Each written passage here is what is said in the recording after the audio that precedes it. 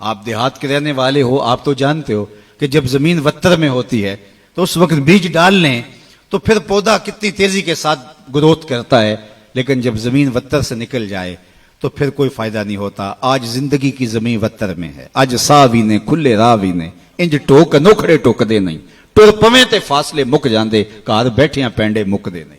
آج اٹھنے والا ہر قدم تمہیں منزل سے قریب کر دے گا، اور کل کا پچھتاوا سوائے حسرت، دکھ اور اذیت بڑھانے کے اور کچھ نہیں ہوگا۔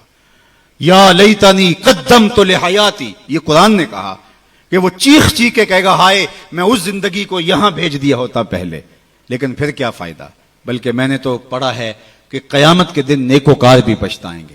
بدکاروں کا پچھتانا تو سمجھ میں آتا ہے، نیکوکار کیوں پچھتائیں گے؟ جب اپنے اچھے اعمال کی جزا دیکھیں گے تو وہ پچھتائیں گے، جو چند لمحے ضائع کر دیے وہ بھی کیوں ضائع کر دیے، وہ بھی اس کی یاد میں، اس کے ذکر میں، اس کی محبت میں گزار دیے ہوتے۔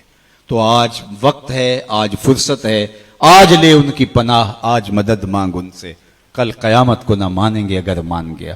اس دن تو ہر کوئی مانے گا، لیکن آج کا پچھتاوا کل کی بہتری کا ضامن ہو سکتا ہے۔ وہ ایک فقیر تھا، بازار میں کھڑا رو رہا تھا، تو ایک آدمی نے گزرتے روک کر کے کہا کسی نے مارا ہے بابا؟ میں پوچھ لیتا ہوں۔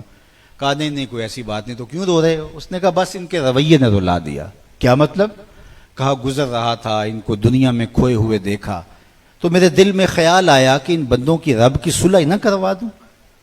تو اس نے حیرت سے پوچھا پھر کیا ہوا؟ کہا میں نے اس سے بات کی۔ اس نے کہا لے آ میری دہلیز پہ، میری چوکھٹ پہ، ایک آنسو سے سارے گناہ دھو ڈالوں گا۔ میں بڑا خوش ہوا، میں ان سے بات کی، یہ الٹا میرا مذاق اڑا۔ جا بابا کام کر، کہاں سے آ گیا ہے تجھے کیا پتا یہ دنیا اور دنیا داری اور دنیا کے معاملے، یہ کاروبار حیات، جا موج کر۔ وہ تو مان گیا تھا، یہی نہیں مانے۔ 2 4 5 دن گزرے تو وہی شخص دوبارہ گزرا تو قبرستان میں وہی بابا کھڑا رو رہا تھا۔ تو وہ پھر رکا، کہا کہ بابا بازاروں میں بھی روتا ہے، قبرستانوں میں بھی روتا ہے، آج کیا ماجرا ہوا؟ کہا ان سے مایوس ہو گیا تھا تو آج میں ادھر آ گیا، تو میں نے سوچا ان کی قبرستان والوں کی رب کی صلح کروا دوں۔ تو اس نے کہا کہ جو ہے پھر کیا ہوا؟ اس نے کہا میں ان سے بات کی، انہوں نے کہا ہم تیار ہیں، لیکن اس سے بات کی تو وہ نہیں مانا۔ آج وہ مان رہا ہے اور کل وہ نہیں مانے گا۔ آج لے ان کی پناہ، آج مدد مانگ ان سے، کل قیامت کو نہ مانیں گے اگر مان گیا۔ آج کا پچھتاوا کل کی بہتری کا ضامن بن سکتا ہے۔ یہ تھوڑی زندگی ہے، یہ ٹوٹ کے بکھر جانے والا خواب ہے، کچھ نہیں ہے اس دنیا کی حقیقت۔ چیز دنیا ہے کیا؟ از خدا غافل بدن، یہ خدا سے غافل ہونے کا نام ہے۔ اللہ کی غفلت موت ہے۔ اپنے آپ کو اللہ کی دہلیز پہ رکھو، پھر یہ دنیا نہیں ہے۔ تمہارا کمائی کر کے لا کے بیوی کے منہ میں لقمہ رکھنا بھی دین کہلائے گا۔ بس اپنے دل کے قبلے کو درست کرنا ہے۔ یہ تھوڑا وقت ہے، زندگی ٹوٹ رہی ہے، ہم سمجھتے ہیں ہم بڑے ہو رہے ہیں، لیکن حقیقت میں ہم چھوٹے ہو رہے ہیں۔ جو قرآن نے کہا ان الانسان لفی خسر، بے شک انسان خسارے میں ہے۔ تو ایک بزرگ تھے، فرماتے مجھے سمجھ نہیں آتی تھی انسان خسارے میں کیسے ہے۔ میں سمرقند کے بازار سے گزر رہا تھا اور ایک آدمی پھٹے کے اوپر رکھ کے برف بیچ رہا تھا اور ساتھ آواز لگا رہا تھا۔ آج کل تو یہ پاپڑ بیچنے والے بھی آواز لگاتے ہیں، تو وہ پھٹے کے اوپر برف رکھ کے بیچ رہا تھا اور آواز لگا رہا تھا۔ اور آواز کیا تھی؟ ارحموا ارحموا علی من یذوب راس مالہ، او گزرنے والو میرے پہ ترس کھاؤ، میں ایسا تاجر ہوں جس کا راس المال پگھلتا جا رہا ہے۔ چونکہ برف ایک ایسا سودا ہے جو گاہک کا انتظار نہیں کرتا۔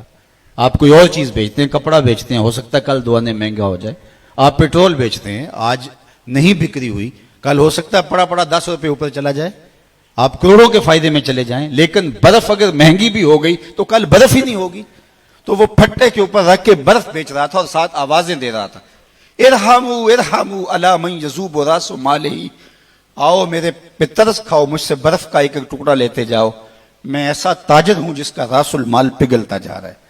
تو وہ کہتے ہیں میرے قدم رک گئے اور میں نے اس کو کہا مجھے ان الانسان لفی خسر کا ترجمہ سمجھ میں آ گیا۔ جس طرح تیری برف پگھلتی جا رہی ہے میری زندگی پگھلتی جا رہی ہے، تیری برف قطرہ قطرہ پگھل رہی ہے اور میری زندگی سانس سانس پگھل رہی ہے۔ اور اگر تو اس برف کو بھی بیچ لے اور اس کے بدلے میں درہم، دینار، غلہ، پارچہ جات کچھ لے لے تو تجھے 4 آنے بچ جائیں گے، اور میں ان سانسوں کے بدلے درود پڑھ لوں، ان سانسوں کے بدلے قیام کر لوں، کسی دکھی کے سر پہ ہاتھ رکھ دوں، کسی ضرورت مند کے کام آ جاؤں، سجدہ کر لوں ان سانسوں کے بدلے، تو یہ میری سانسیں کام آ جائیں گی۔ ورنہ تو سو کے بھی گزر جائیں گی, آوارگی میں بھی گزر جائیں گے. تو یہ سانسوں کی گنتی سید علی المرتضی رضی اللہ تعالیٰ عنہ فرماتے ہیں یہ موت کی طرف اٹھتے ہوئے قدم ہے تمہارے سانس. کبھی آپ اشارے پہ رکے ہوں تو وہاں گنتی الٹی چل رہی ہوتی ہے, 60 سے 50 سے 20 سے نیچے آ رہی ہوتی ہے. گنتی جب الٹی چلتی ہے تو بہت جلد زیرو پہ آ جاتی ہے, اور جب زیرو پہ آ جاتی ہے تو پھر رکا نہیں جاتا. اللہ اکبر, یہ 60 سے 70 سے 50 سے یہ ماہ و سال کی گنتی الٹی چل رہی ہے. ہم سمجھتے ہیں ہم بڑے ہو رہے ہیں لیکن چھوٹے ہو رہے ہیں, اور جب زیرو پہ آئے تو اسی کا نام تو موت ہے.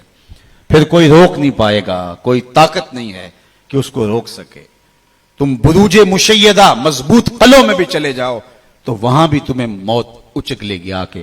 اس سے رستگارا نہیں, اس سے چھٹکارا نہیں. اقبال نے کہا تھا موت ہے ہنگامہ آرا کل زمے خاموش میں, ڈوب جاتے ہیں سفینے موج کی آغوش میں. موت تمہیں پکڑ لیتی ہے, موت تمہیں مضبوط جو ہے وہ قلعوں کے اندر بھی اچک کے لے جاتی ہے. ایک مفکر نے کہا تھا کہ اگر موت سے چھٹکارا ممکن ہو